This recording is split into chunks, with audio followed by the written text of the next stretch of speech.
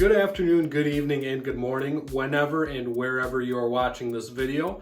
My name is Brian Jeske, and I want to thank you for tuning in to the next episode of My Music. This week's episode, we welcome Houghton Lake-based musician Gary King to the show. Gary is a very talented musician who puts a creative spin on just about every song he does and every cover he does, and he has played numerous gigs locally.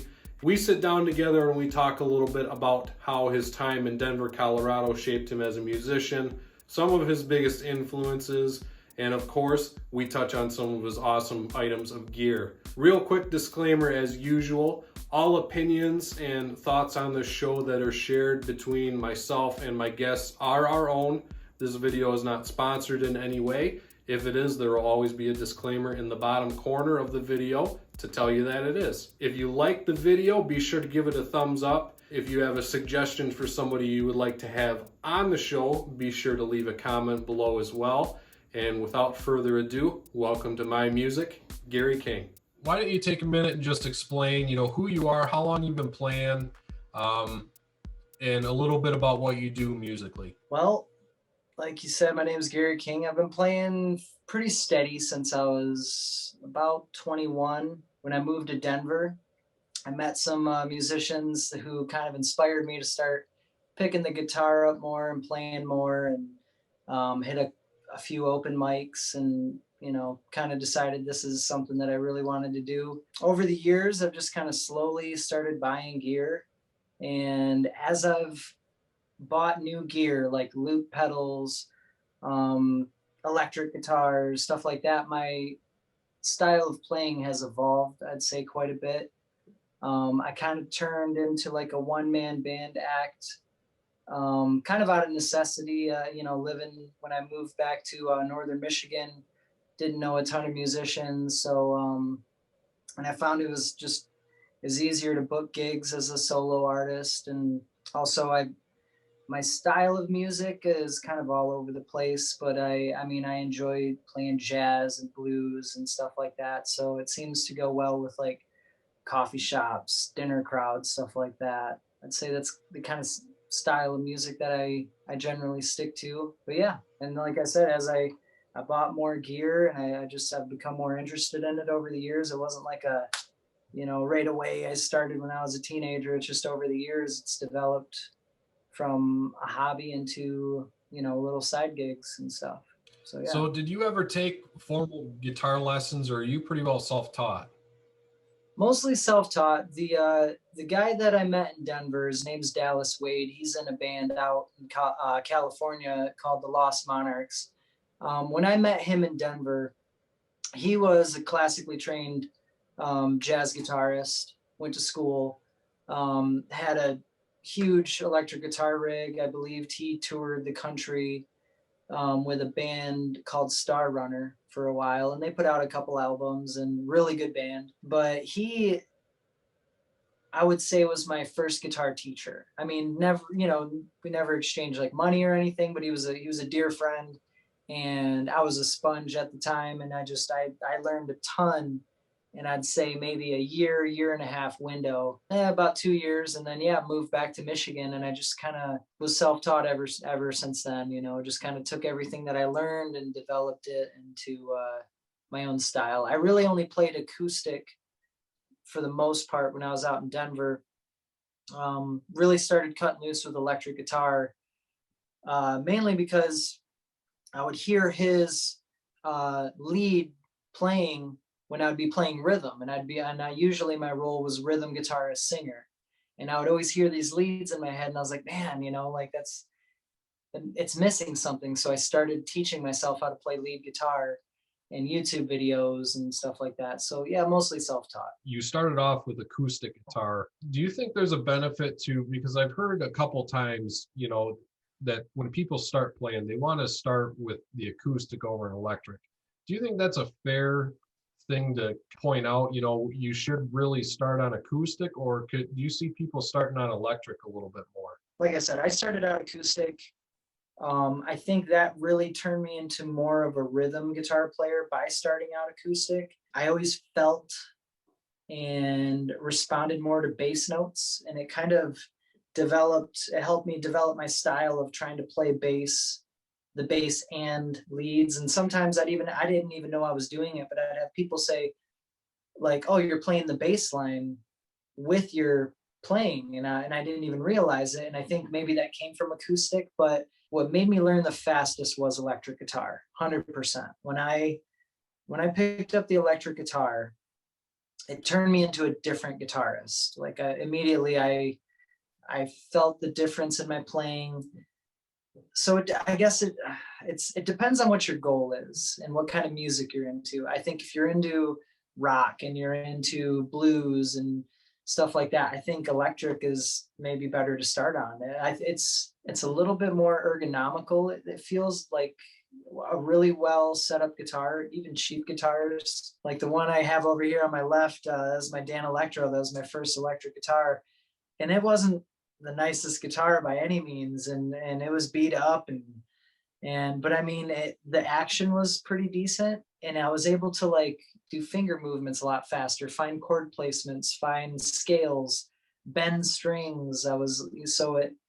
I learned faster, I think, on electric. So I think there's something to that. I think that, yeah, it depends on what your goal is and how fast you want to learn and what you're trying to learn. But so I wouldn't say there's one size fits all. It depends on your goal. I think that's fair, and I think that's a really good way to describe it. I don't think there is a one size fits all kind of thing, a way to do it. I think everybody learns in a different way, and it's based on the individual. So I think that's really well stated.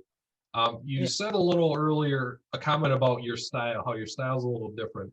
I think that's one of the most unique things in my perspective of you as an artist is your style is totally different than anybody else playing live or local or anything. Oh, thank you. You have a way of taking, famous songs people know and love, and turning them and making them into your own.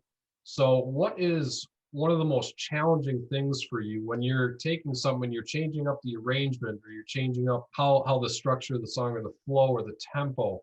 How is that a challenge to you, and how do you approach that? I wish I had a by the book answer. Honestly, a lot of it's by feel. A lot of it's inspiration.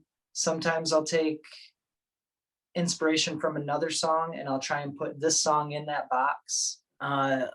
Yeah, I mean, a lot of it is just, it's how it's feeling. It's whatever I'm feeling at the time. I mean, I don't really look at music as a challenge.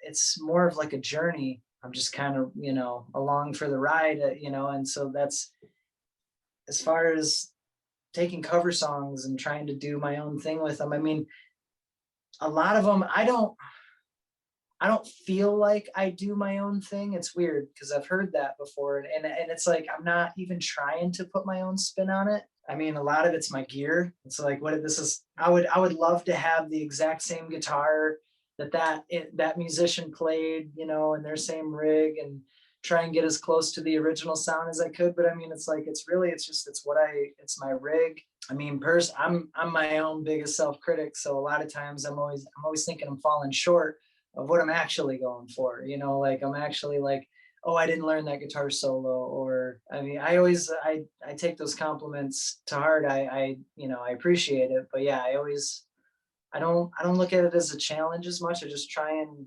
do my best, I guess. And whatever comes out. And to be honest, I think just as most musicians, you get sick of playing things a certain way every time. And so sometimes you'll try and switch it up with certain songs, ones that you feel really comfortable with or really bored with. And you're just like, you know what, I'm going to just cut loose on this one, or I'm going to sit back in the pocket.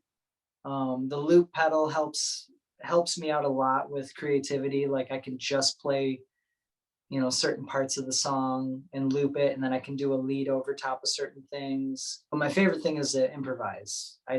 My avenue of preference is I like to just make things up. A lot of my live gigs, I'll try and take a chance. It keeps things interesting, and sometimes it falls flat on their face. And I'm sure you haven't been to every one of my gigs, man. I've definitely dropped the ball more than once, on taking chances. But it's just it's what led me to get my covers to where they're at and what they are. And So you mentioned inspiration, the music moves you to a way that you're inspired. Who is somebody that has inspired you as a musician? Is another artist or somebody that you've played with? let's see, I'd say one of my biggest inspirations, and I probably wouldn't be playing guitar without him, was that my buddy Dallas Wade from Denver. When we get into that flow state, or when you kind of forget where you're at for a moment and you just start playing and whatever comes out, comes out. A lot of that comes from him. I used to watch when he would just cut loose, and it was a thing of magic. It was like you felt privileged to be in the room. And I feel like he's been one of my biggest inspirations as far as musically. Haven't got to jam with him in years, but one of my more recent inspirations, I would say, my buddy Rhett Joachim out of Alger. He's in a blues band, and I've noticed he's got that same thing. He's got that same flow state where he can just lose himself in the music. And I started going to these open mics down in Alger at this place called Home Pub. It was just a big gathering of musicians, and Rat kind of ran it. And it was really cool to watch. He would hand guitar solos off to people, and it was kind of like a round robin thing, where like old country style, where everyone would get a chance to like shine for a moment. And how he commanded a stage, and like would talk through the mic and talk to people and get people involved. And so I'd say he's been a big inspiration as far as like stage communication, how to carry yourself on stage, stuff like that. I think that is a really undervalued part of being a performer, and a lot of people don't think about that stage presence. Obviously, mastering and knowing your way around the instrument's big. Having a big or a skillful voice is a big thing, but if you can't command that stage and keep that audience engaged, that is a very difficult thing to do, and it's difficult to move the show forward if you can't do that. So that is definitely a skill that I think is undervalued a lot. You mentioned also about improvisation. I know you and I have some in common with having a love for jam bands like The Dead and Fish. How have those bands and artists, how have they inspired you in your playing? I mean, tremendously. They're kind of my what would you say, permission, I guess. It's like listening to those bands give me the permission to do what I do, like to take chances, to maybe do a guitar solo that's a little too long, but it's like sometimes through those moments you have so I look at performances. I try and look for moments. I try and look for a moment that maybe where everything comes together, or a crescendo, or a moment that's just like an aha moment, or just something that's beautiful, that's moving. Because sometimes you can listen to a song and it gives you this just steady kind of feeling over the whole thing. But sometimes, and I feel like it happens more with jam bands, you get these little moments where just perfection all comes together and just coalesces into this like one thing. And I've gotten a lot of inspiration from Trey Anastasio, as far as even everything from my rig to improvisational things, learning different scales. Jerry Garcia, I've seen The Dead a handful of times, and with different guitarists, and every one of them I was fascinated by. I got to see him with Warren Haynes. He was incredible. And then seeing him with John Mayer, and just another incredible guitarist. And jam bands are something that I have a soft spot for. It's definitely, I draw most of my musical inspiration from those kind of bands. And as well as like Lettuce. They're, kind of a little bit different, more funk driven jam band, and a lot tighter. And I put them all up there together. Huge fans of those guys, and they've definitely they've had everything from my style of playing to the scales I play to the rig. I'd say all of those things. Very influential. Since you brought up your gear, you've got some guitars behind you there. I know you pointed out the Dan Electro, which is a fine looking instrument, by the way. Which one of your guitars or instruments is your workhorse? Well, it'd be the PV. I bought this thing. Actually, I didn't buy it. I traded my old Xbox for it. And I've always wanted a semi-hollow body red guitar. It's actually kind of a throwback to the guitar that my buddy Dallas had when I first met him. He had a Gibson ES335 custom, cherry red like this one, although a lot more expensive. And I've just always appreciated the look of them. And I've played some Epiphones. I've played some Gibsons. Before this guitar, I had an SG, Gibson SG. That thing, it played like butter. My buddy Joachim actually did a bunch of work on this SG and like spent a bunch of time doing fret work and all this stuff. And that was kind of my go-to. And then I went and got this guitar and I brought it home and I plugged it in and it just felt right. It was the sound that I was looking for. My pedals, like all the pedals responded differently to it, and it just became my number one guitar, my workhorse. I found myself picking it up. When you get a new guitar, you have there's like that little phase, the honeymoon phase, where that's all you can play is that new guitar. Well, this one just it just hung on. It was like I found myself playing it way more than the SG.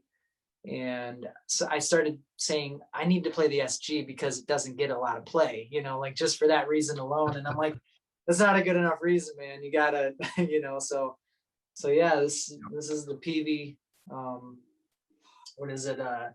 JF1. I didn't even know, honestly, PV were really into the guitar game that much. And then they kind of stole my heart, and that's been my workhorse ever since. So.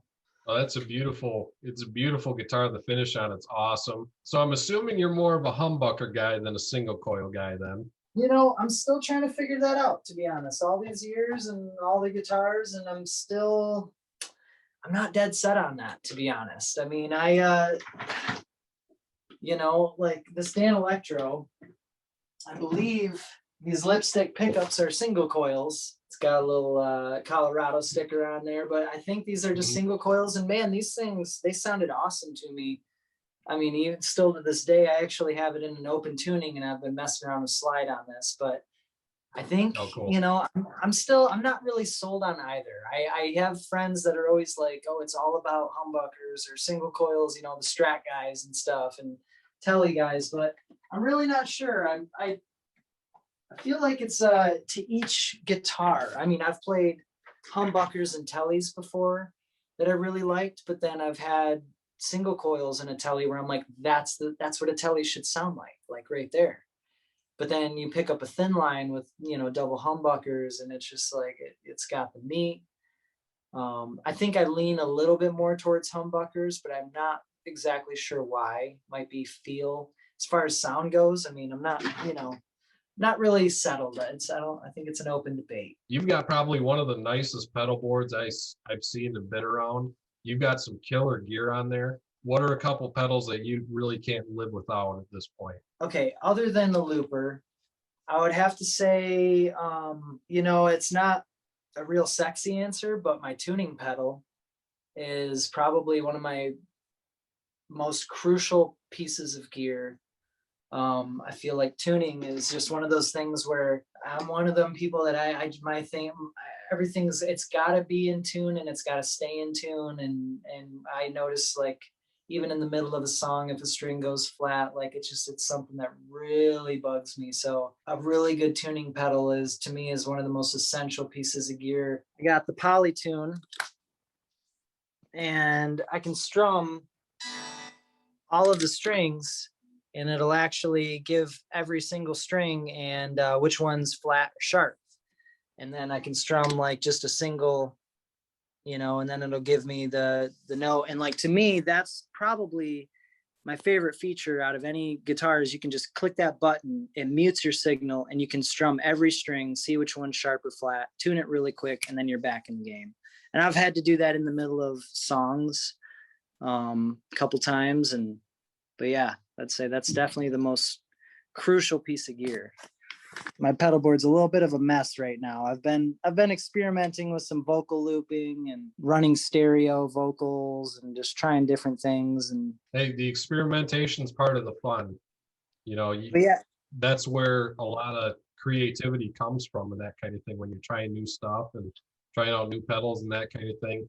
I'm not personally of the mindset. I know some people have the mindset of less pedals is better and people lean on their pedals a lot. I think right. that kind of promotes creativity a lot of times. Yeah, I mean, I found, so I have the two pedals that are always on are this compressor that I actually got. It's a MXR Dynacomp that I got modded by JHS, and I wasn't a compressor guy for the longest time. And one of our jam bands that we have in common, Fish, Trey, uses a compressor typically after his Tube Screamer. I had it for a while after the Tube Screamer, and then one day I decided to move all my pedals around and try the compressor first. And what it does is, so my signal goes from the tuner into the compressor, so it's basically my first pedal, and that drives or pushes my sound. It's almost like a clean boost. And man, that changed it changed my electric guitar playing a lot, just having that pedal. I'd say that's my other crucial piece of gear, having a compressor, having a clean boost, and it kind of just helps your sound cut through a little bit better. I'm a finger picker, so I'd say my style is a little bit more dynamic, and it's a little bit harder to kind of get the highs to punch through. A lot of the lows and mids dominate the mix generally because I don't have the attack of a pick. So it's mostly my thumb and my index finger. And that compressor just kind of helps clean up the sound a little bit, I feel like. You do hear that pretty commonly with people who play fingerstyle like that a lot. They live and die by the compressor, man. They almost always have them on the board. It's a really valuable piece of gear for finger picking like that. So that's thanks for showing us your gear there. Are you still playing through the orange a lot? I am actually. As far as your amps? Yeah, I have the Fender DeVille. It's a 410 DeVille that is like my stage amp when I'm playing with a full band, and I need to get just a little bit louder stage volume. But yeah, I mean, this old orange 35T, that's my go-to for pretty much all, like, any coffee shop gig or bedroom playing. It's got a little 10-inch speaker in it, onboard reverb. It's pretty simple little amp, but it's got this tone that I really admire, and it's perfect for bedroom levels and stuff like that. So, which is mostly what I've been doing, is a lot of practicing in house and stuff. And I mean, when I plug in that 410 DeVille, you can't even get it over, like, it goes 1 to 12, and I can't even get it up to 1 before it's rattling the windows and shaking it's just like, okay.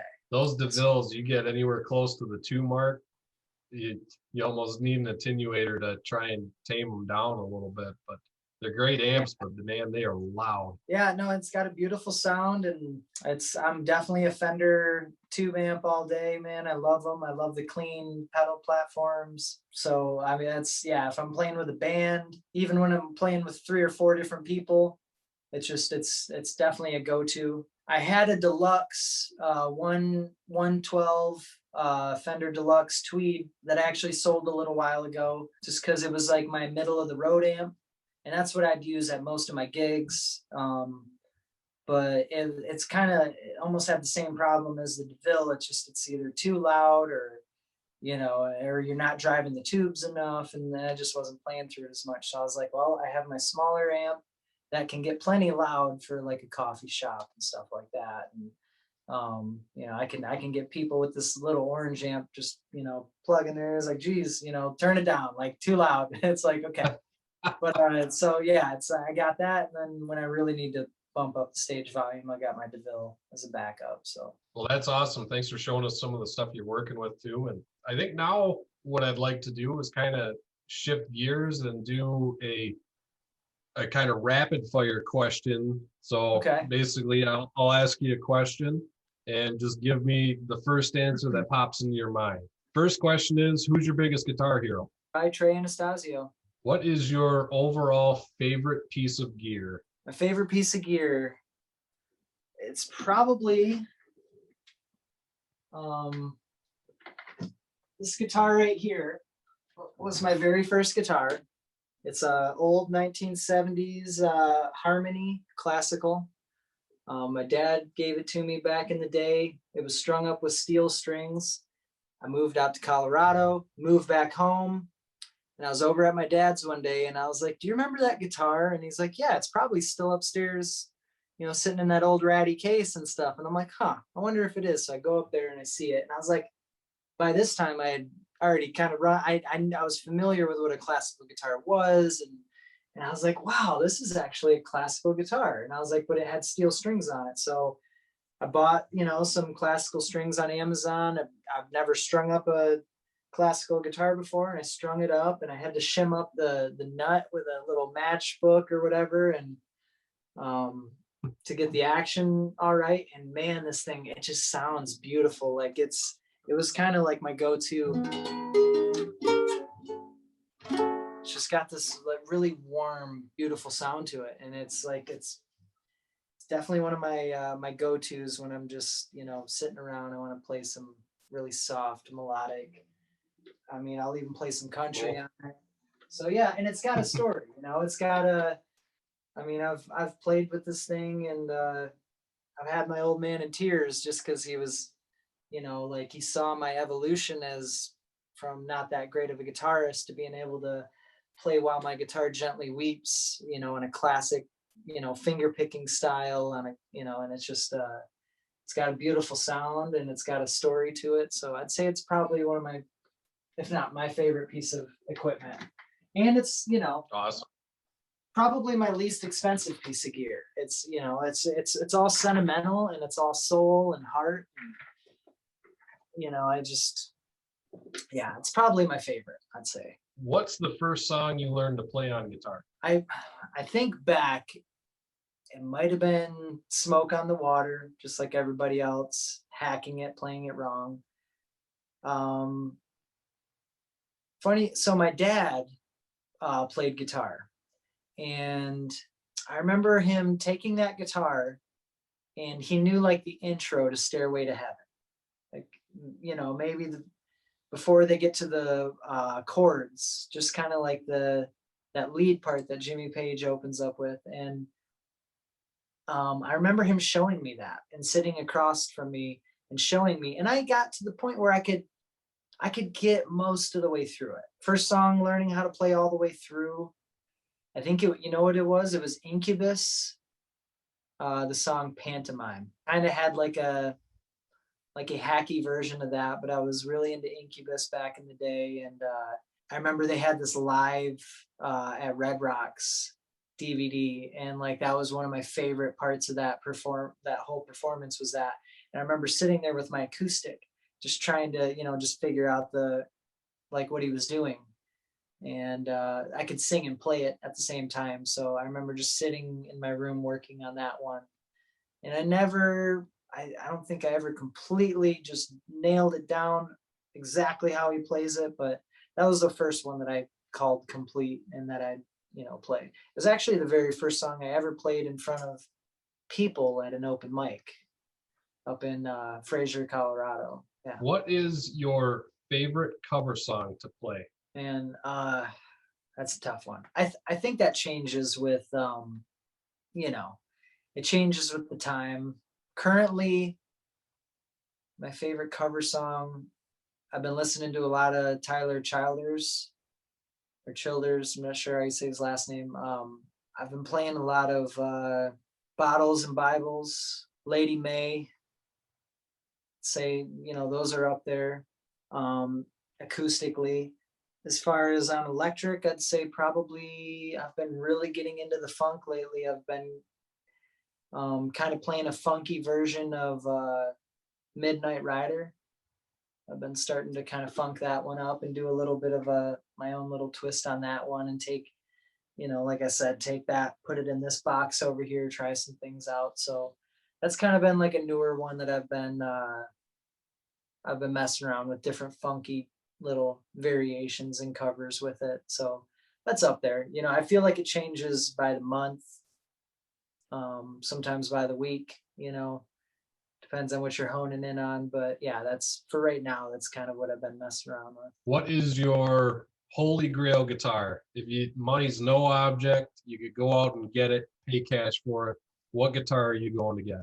Well, my favorite guitarist, Trey Anastasio, plays a custom guitar built by his sound man. I believe the guy's first name's Paul, but it's a Languedoc.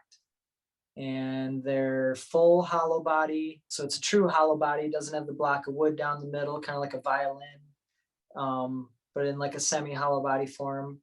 And I mean, yeah, that's my dream guitar. It's got every option. It's humbuckers.